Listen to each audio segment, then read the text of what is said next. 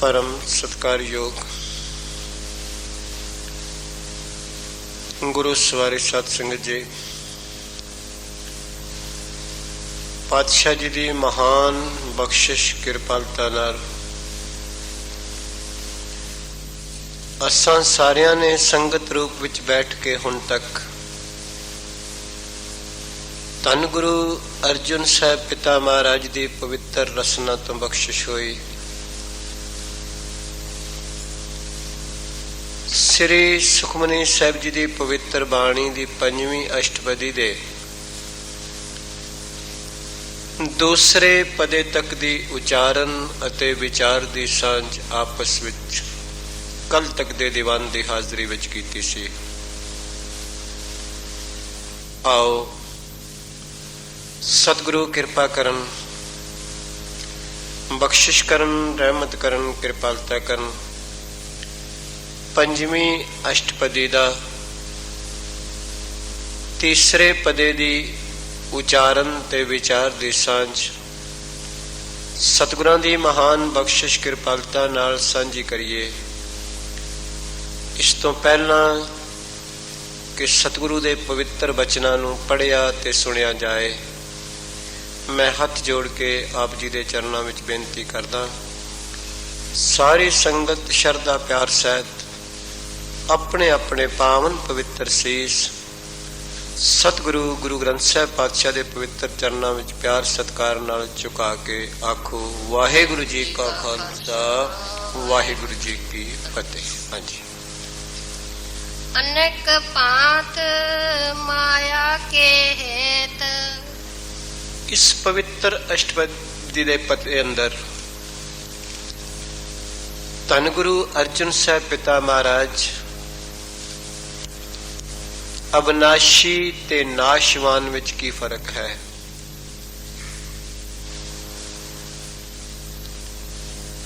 माया ते चेतन विच की फर्क है, जोत ते जात विच की फर्क है, बिनसनहार ते निश्चल विच की फर्क है। ये बख्शा मेरी अते तुहाडी झोली विच पा रहे ने। नित ते अनित विच की फर्क है। आम तौर ते जदों तो भी जीवन शुरू होया है, जन्म तो बाद जे मां ने भी पहचान कराई ते संसार दी कराई, जेकर किसे ने भी पहचान कराई तो संसार दी कराई, बिनसनहार दी कराई। ऐसा कोई विरला ही है जेड़ा संसार विच मिले ते बिनसनहार तो बिरती नूं चुक के ते निश्चल नाल जोड़ देवे। गुरु नानक पातशाह जी महाराज अपने पवित्र बाणी दे श्लोक विच एक बचन करते ने, नानक दुनिया कैसी हुई सालक मित ना रहो कोई। महाराज कहते ने संसार विच जदों जन्म होया ते जदों होश आई ते मां ने भी आख्या ये तेरा बाप है, ये तेरा चाचा है, ये तेरा भरा है, आ तेरा घर है, आ तेरी जमीन है, आ तेरी फैक्ट्री है। पर किसी ने ये नहीं आख्या कि इन्हां विचों तेरा कुछ नहीं, केवल परमात्मा तेरा है, केवल गुरु तेरा है। ये नहीं किसी ने आख्या। जिस मां ने अपने बच्चे नूं सब तो पहला यह सिखाया है कि संसार विच तेरा केवल गुरु अपना है, होर कोई अपना नहीं। संसार विच केवल नित परमात्मा है, बाकी सब कुछ अनित है। शरीर अनित है, नित नहीं। ये किसी विरली मां ने ही अपने बच्चे नूं सिखाया है। इस अनित नूं तू निमित समझ लै, पर नित ना समझी जिंदगी विच।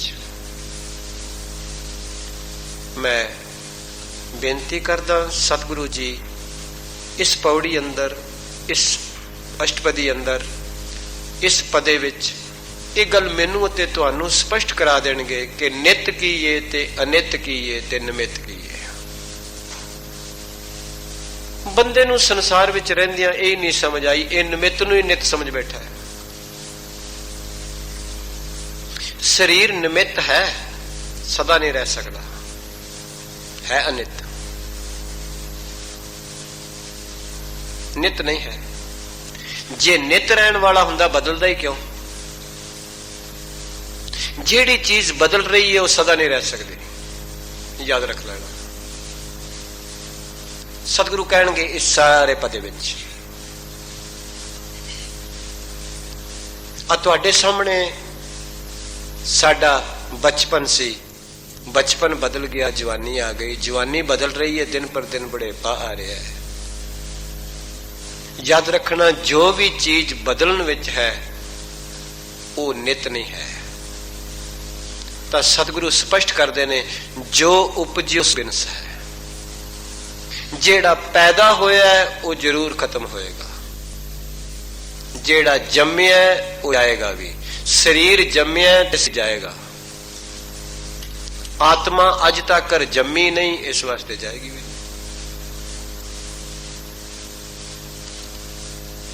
परमात्मा जम्या नहीं, फिर मरेगा भी क्यों? जेड़ा जम्या ही नहीं वो मरेगा क्यों? सतगुरु कहने जाए ना जासी, है भी होसी जाए ना जासी। जाए मैंने जमना है उथे, रचना जिन रचाई, जिसने रचना रचाई वो जमदा नहीं, वो मरदा भी नहीं। जेड़ा जम्या नहीं वो मरेगा भी नहीं। शरीर जम्या है, शरीर मरेगा, जाएगा जरूर, भावें किसे दा भी है। इस शरीर विचों जुगत लभ जाए कि उस नाल किवें जुड़ना है। याद रखना जुगती भी नहीं बदलेगी, जोत भी नहीं बदलेगी, शरीर कदी रहेगा ही नहीं। रामचंद्र जी त्रेते युग विच आए, भीलनी नूं दर्शन प्राप्त होए, जुगती उदों भी शरधा ही रही, प्यार ही रही, शरधा ते भावना ही रही। कृष्ण जी द्वापर विच आए, कुबजा मालन नूं दर्शन होए,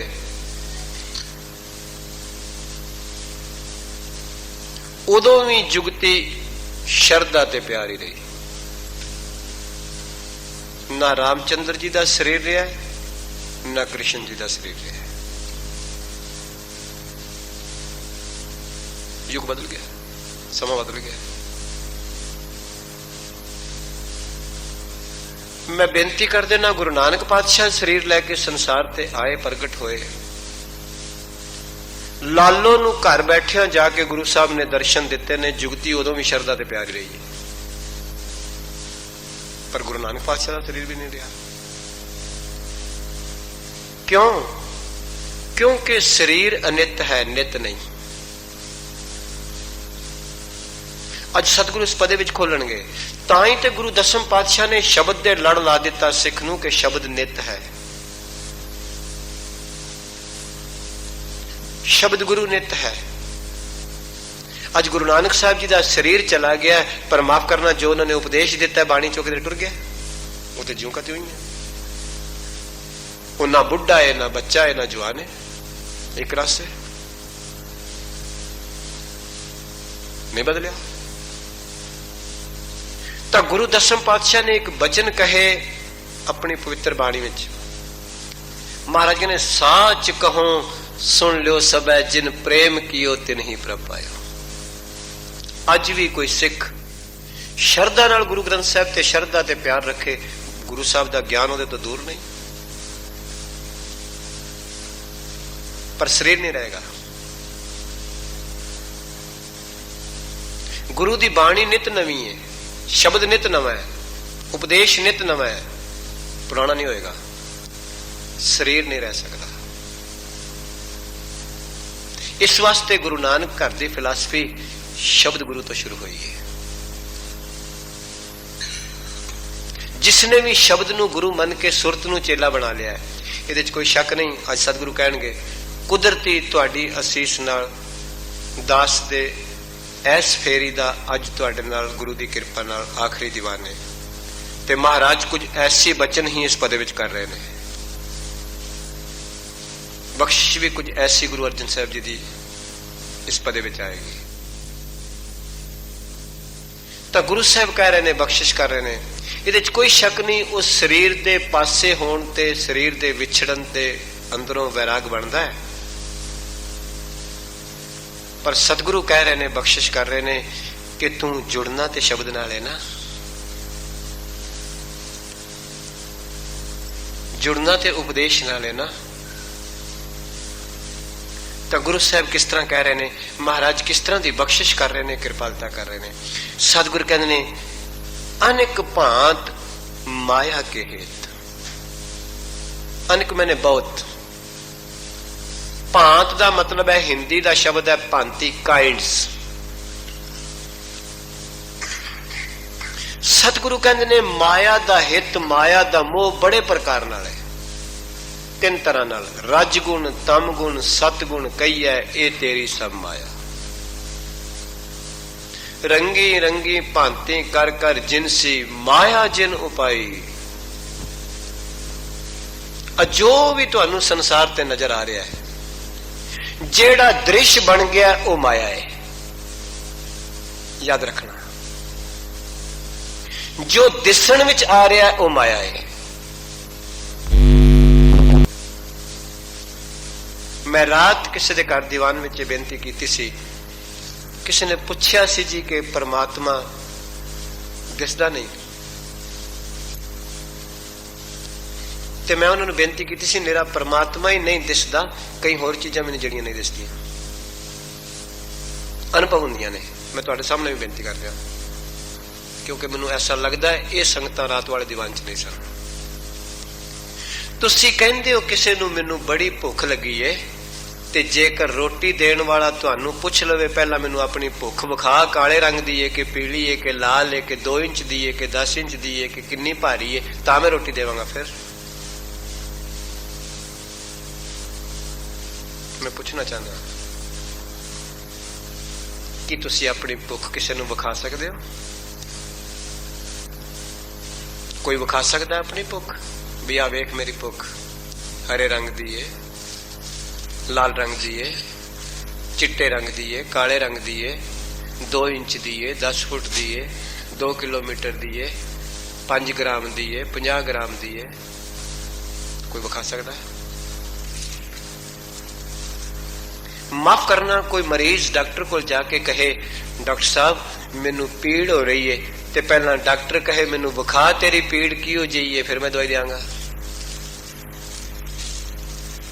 ਦਿਖਾ ਸਕਦੇ ਹੋ ਤੇ ਆ ਵੇਖ ਮੇਰੀ ਪੀੜ? ਪੀੜ ਦ੍ਰਿਸ਼ ਬਣ ਸਕਦੀ ਹੈ? ਨਹੀਂ ਬਣ ਸਕਦੀ। ਭੁੱਖ ਦ੍ਰਿਸ਼ ਬਣ ਸਕਦੀ ਹੈ? ਨਹੀਂ ਬਣ ਸਕਦੀ। ਪਿਆਸ ਦ੍ਰਿਸ਼ ਬਣ ਸਕਦੀ ਹੈ? ਨਹੀਂ ਬਣ ਸਕਦੀ। ਗੁਰਸਿੱਖਾਂ ਤੋਂ ਕਦੀ ਗੁਰੂ ਦੀ ਪਵਿੱਤਰ ਬਾਣੀ ਨੂੰ ਬੜੇ ਧਿਆਨ ਨਾਲ ਸੋਚਿਆ ਕਰ। ਯਾਦ ਰੱਖਣਾ, ਗੁਰੂ ਕਿਰਪਾ ਕਰੇ, ਬਖਸ਼ਿਸ਼ ਕਰੇ। ਜੇ ਸਰਗੁਣ ਦ੍ਰਿਸ਼ਟੀ ਨਾਲ ਦੇਖੀਏ ਤੇ ਇਹ ਸਾਰਾ ਪਰਮੇਸ਼ਰ ਹੀ ਹੈ, ਸਭ ਗੋਬਿੰਦ ਹੈ, ਸਭ ਗੋਬਿੰਦ ਹੈ। ਜੇ ਨਿਰਗੁਣ ਦ੍ਰਿਸ਼ਟੀ ਨਾਲ ਵੇਖੀਏ, ਉਹਦਾ ਕੋਈ ਰੂਪ ਨਹੀਂ, ਰੰਗ ਨਹੀਂ, ਆਕਾਰ ਨਹੀਂ। ਬੇਨਤੀ ਕਰਾਂ